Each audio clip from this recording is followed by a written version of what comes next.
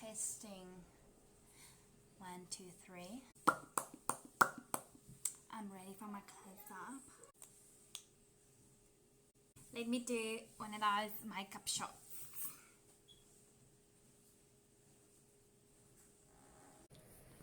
Hello, my name is Susan and I'm looking to get my eyebrows microbladed. They're already quite perfect, but you know, I just want to enhance my already gorgeous features. Inline beauty. That's stupid. What is that about? So how do I know this is even going to turn out good? Like, how do I know it will even be pretty? No, I haven't seen your work at all.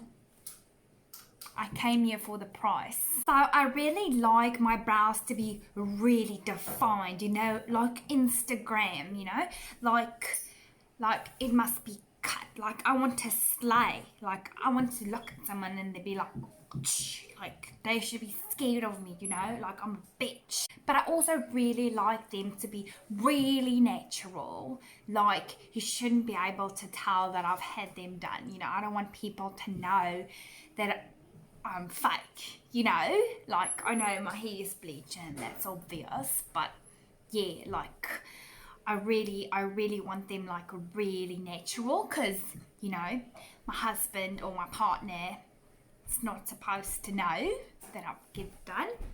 Doesn't even know I'm spending the money. So basically what I want is I want like a really defined, bold, slaying, on fleek brow, like you know, like I'm fierce. But I also want it to be really natural. So as you can tell, like my hair's really light. Like I'm not naturally this color. As you can see, I've got a root. Like look down, it's got me growing a root, but it's okay. And I've got really pale skin, but I usually use self-tanner, so it's like I want my brows are really bold, because I'm thinking of going dark. Like I might like dye my hair like darker. Like I always switch between black and blonde. So I want my brows to be dark enough so that I don't have to wear makeup, and when I have my hair black, that they are just perfect. But I want them to be natural, you know, like, and I want them to suit my blonde hair as well for when I change. So when I do my makeup, I wear them quite bold. Like I love them filled in like really bold, and that's what I want to achieve with the microblading. But I do want them to look natural. So I know my eyebrows is like a certain shape, but I do like this shape. Let me show you a picture of it on my phone. So I really like this brow. Like I like the arch like really high, and I like it to be defined but natural. If you look, like I like my brows really thick. Like they're really thin at the moment, but natural. I want them natural. I don't like my brows to be high maintenance. Like I do not want to like have hairs like growing out of the microblading. Look at my brows. They're so dark. This is not what I expected. Oh my gosh, I regret that so much. And look, they're not even. I know I've got an expression on my face, but and I'm quite shocked, but they're not even.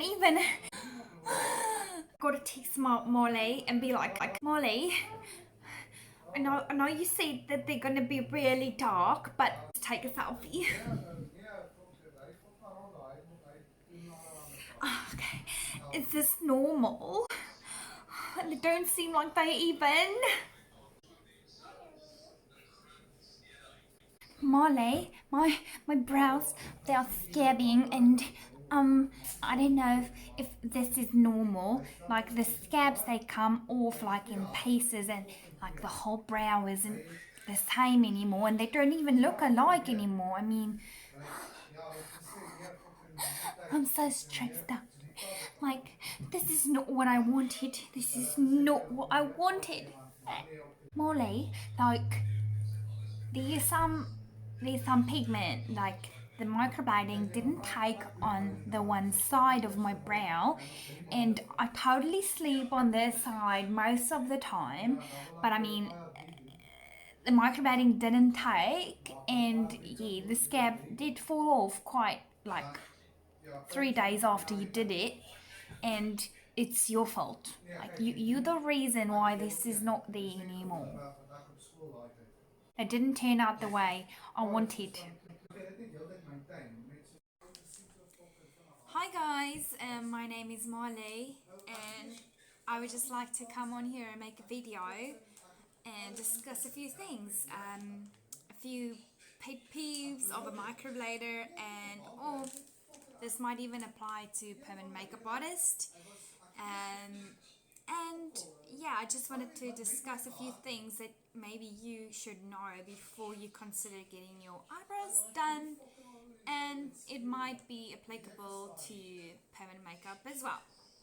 Yes, that's like all the bad things combined together in one client. So it's not necessarily that people are like that completely 100%.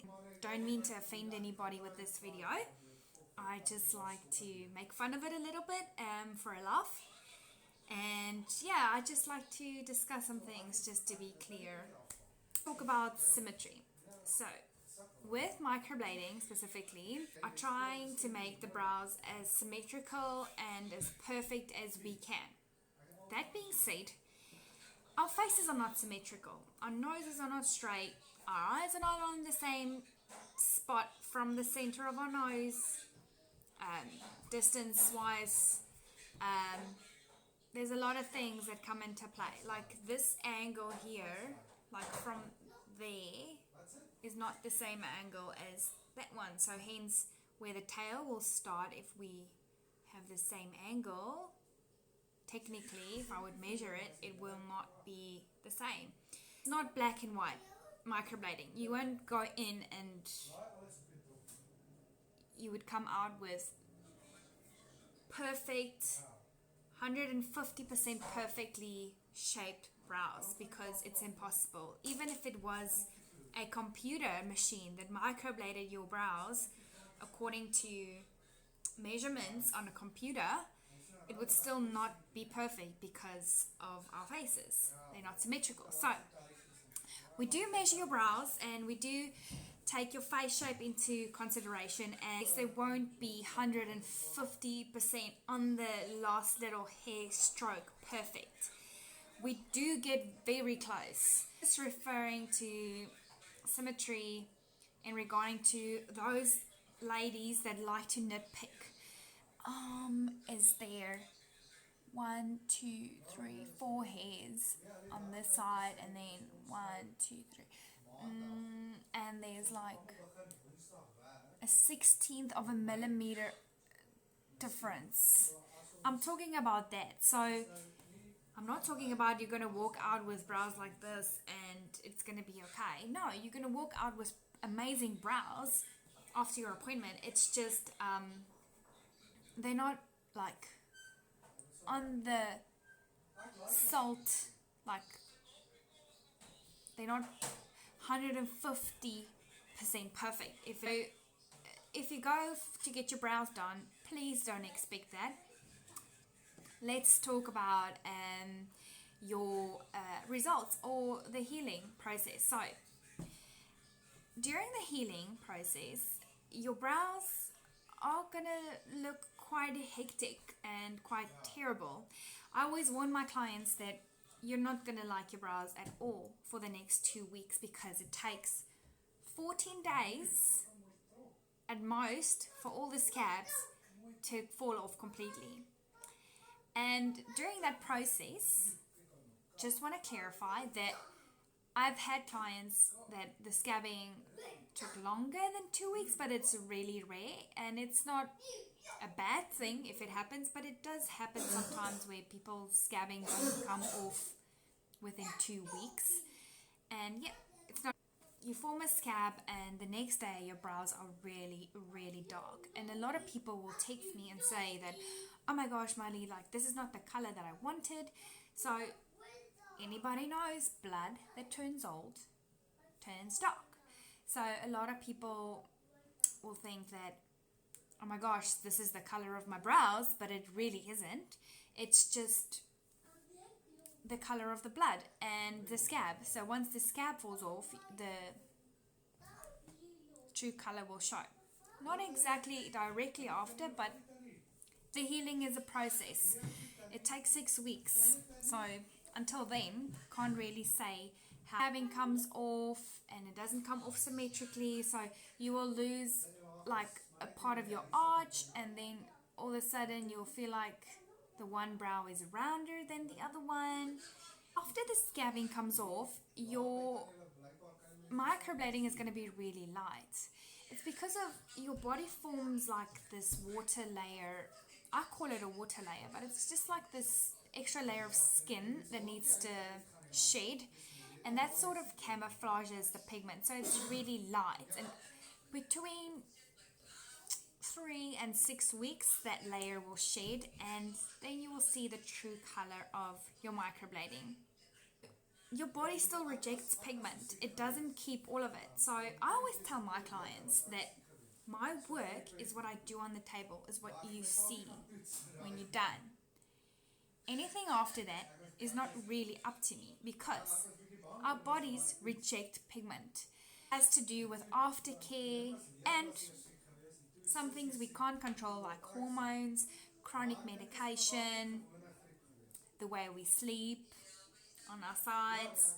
So what we try to prevent with the aftercare with microblading is premature peeling of the scabs.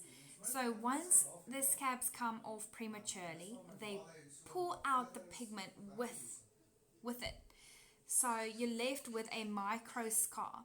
So have you ever picked a scab anywhere in your body?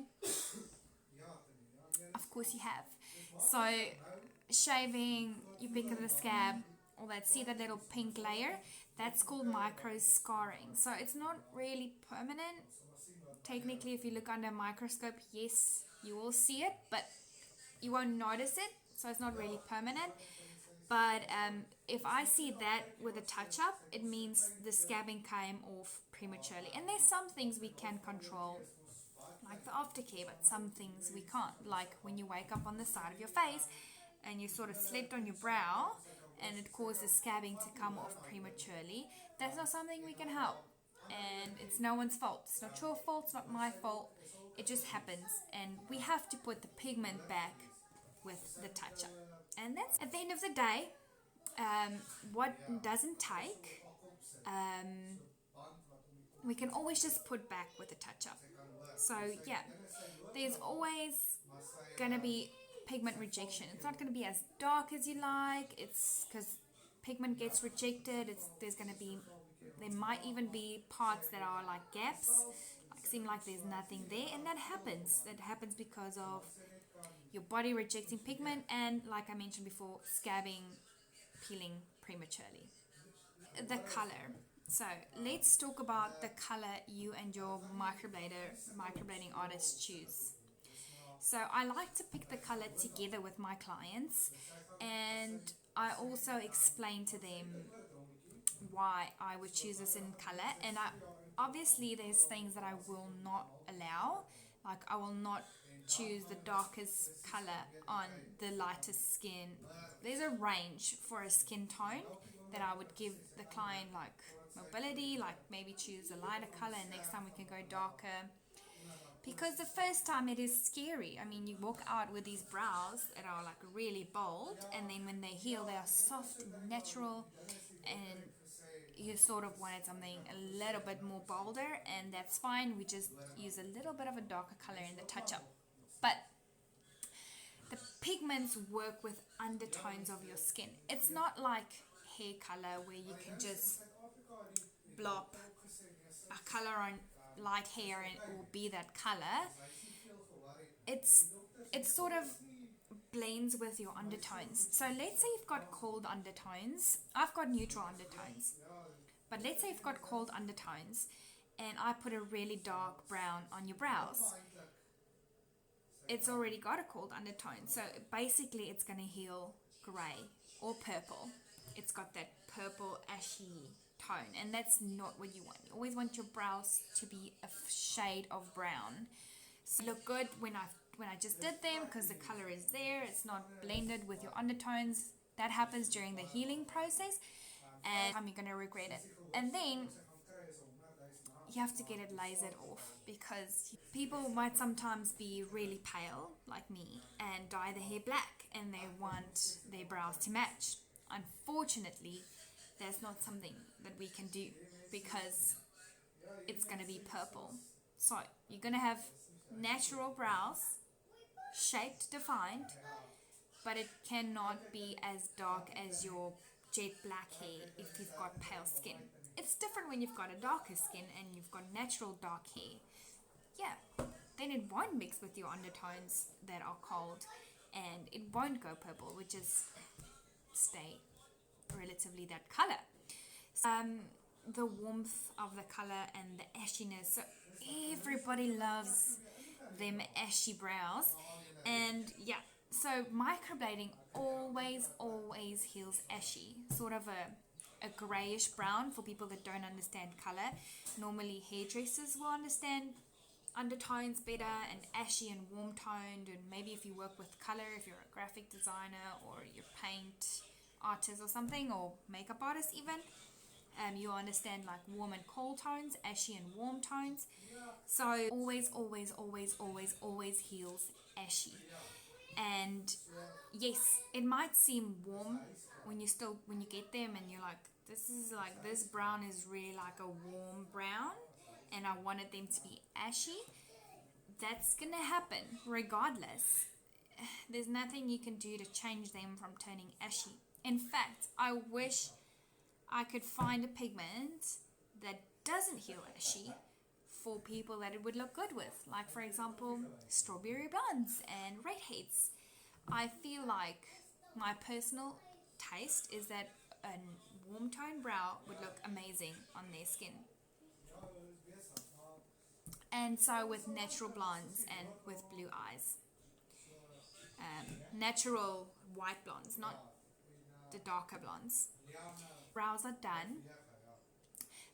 They can be, not always, but sometimes they can be a little swollen. So it might seem like they're a little bit off. You will notice that you're puffy around this area, and sometimes when it swells, it might even lift up the brow even more. So it might seem that they're not the same level, but you check the measurements before the microblader start, and you should just trust that. And even so, if you tend to swell really fast during a process, you're just going to wait for the touch-up if it is slightly off. If, let's say, you need to draw one more hair at the top there just to balance it out, that'd be great. Just wait for the touch-up, because after a session of 2 hours, 2 to 3 hours, your microblader, it's the swelling, it's difficult to tell when it's swelling and when it's not. That's causing maybe the shape to be slightly off. The normal person that struggle to do their brows every day, and not the perfectionist, will not notice this. But I'm talking about the people that are nitpicking, like studying their brows. You'll notice they might be slightly off, but wait for it to heal completely. And if they're still slightly off, we can just fix it with a touch-up because of the swelling. Yes, the microblader has got a trained eye, they can see it, but I tend to not change it there, and I'm usually right because they just calm down and they're perfect because I trust my measurements before. If you've got a lot of hair on one brow and not a lot of hair on the other, or everyone's brows are always a certain level, like a different level, they're not perfect. So someone's brow is always higher than the other one, like mine. If you've got a lot of hairs, your microblading will be fuller. Your own hairs complement the microblading because we cannot draw the hairs very close together. So you know, like a tattoo melts over time. It seems like it melts, but it's just the pigment that's migrating under the skin. So reason we don't permanently tattoo microblading, because if it migrates, it's gonna look terrible after years. And also that's the reason we don't draw the hairs very like next to each other, or we give them a space, because that's gonna happen. And it doesn't necessarily mean that all your hairs are gonna just migrate together. It's gonna be this perfect tattooed eyebrow.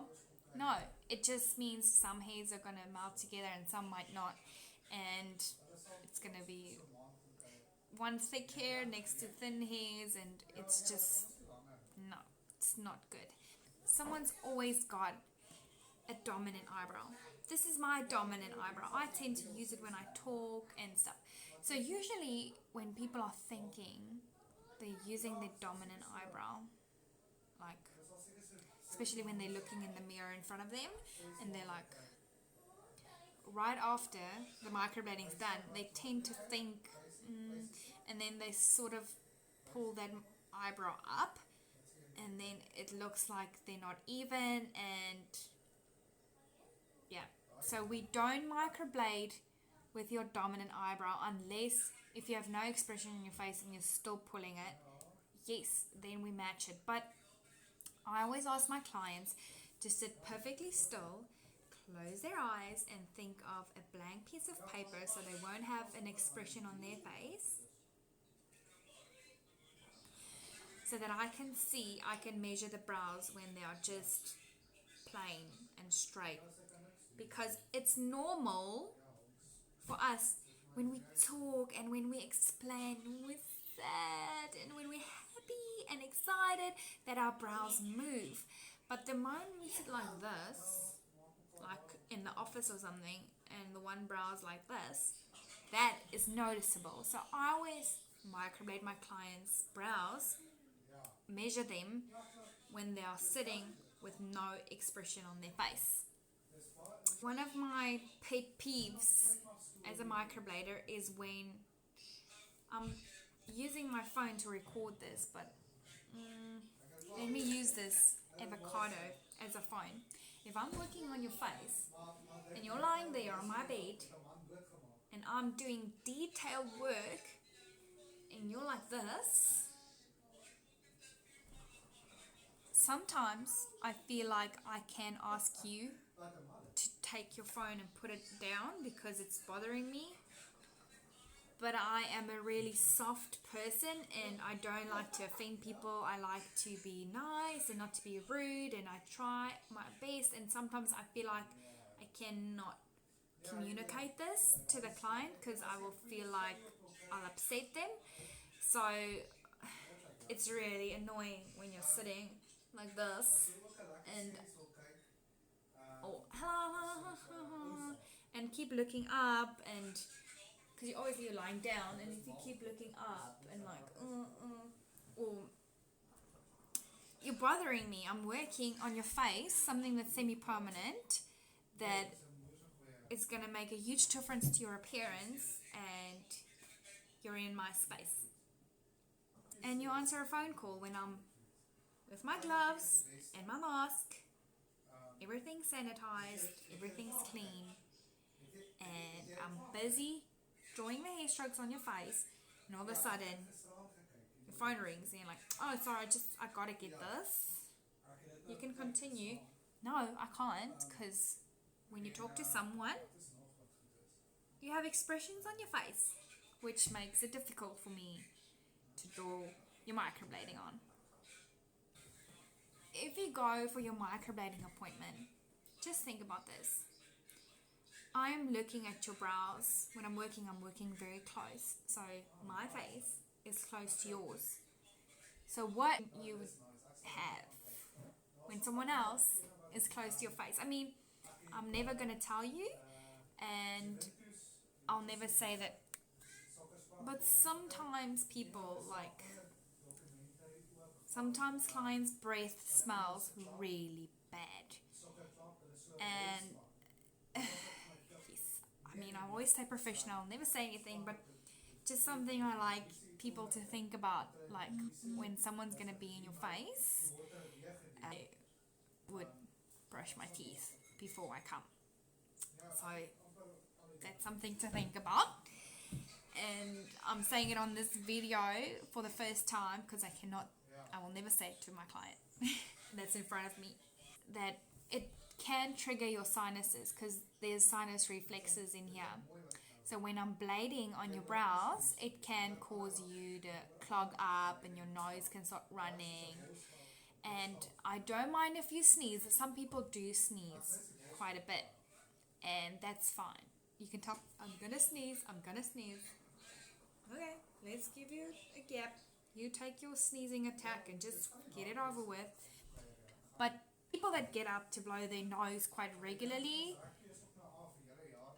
that's just, it's annoying. It's like I'm in the zone, I'm focusing, I'm concentrating, I'm like, yeah, I'm getting these brows in perfectly. And then you're like, all of a sudden you have to break my concentration to blow your nose. That's fine if that happens once or twice. But if you get up every 5 minutes to blow your nose, I'm sitting there with my gloves and my tool in my hand and I'm like, Linda, sit down, lie down. Instead, please don't take any blood thinning medications such as aspirin or anything. If it's chronic medication like high blood pressure medication, different story. But don't drink 48 hours before because you're going to bleed more. And if you bleed a lot during microblading, it pushes out the pigment. Not as much, but it does. And that also doesn't help the retention. So before microblading, 2 days before, and also try not to have coffee on the day off or as far away from the appointment as possible. I get some of us are moms, I'm a mom. If I wake up without coffee, I'm gonna kill somebody, like literally, especially some of you, my clients. I'm just kidding, I love my clients. So if you come to me and you lie on my bed, oh sorry, I went partying last night, sometimes wait, that type of things. I give you all the instructions if you're a client of mine before, and I tell you what not to do, but I still do get the occasional person that's like, oh sorry, I'm getting something on my... Your brows are going to end up really lighter than the day you left, about between 40 and 60% lighter than the day you get them, and more natural. So just remember, and if they don't take in certain spots and it doesn't take again after the touch-up, you can always come back for a touch-up until you're happy, every 6 weeks. Sometimes after the second touch-up and you've got a really sensitive skin, I might ask you to wait 8 weeks, or really depends on the individual. But that's something I discuss with the individual. Yeah. Tuning into my video and for laughing at Susan. I know we all have got a little bit of a Susan in us, even me. Like for some services that I have no clue. Yeah, I can be a Susan as well, and I know this, and I just thought I'd make this video in a light-hearted spirit to laugh a little bit. And if you were a Susan to me, if you're one of my clients and you feel like that was you, I've done over 200, I think even 300 pairs of brows. It's not just you, there were many of you. So don't worry about it. Like at the end of the day, I love forgive and forget, and by the time you come back for the touch-up, when you text me again, I have to go look at your picture to remember who you were. I'm just kidding. I remember all my clients. But yeah, watching this video and for laughing a bit, and I hope to see you after the lockdown, some of you. And if I cleared up some answers and some questions, I'm happy that I did that. And yeah, watch out for some next specials on microblading. See you soon. Thanks, guys.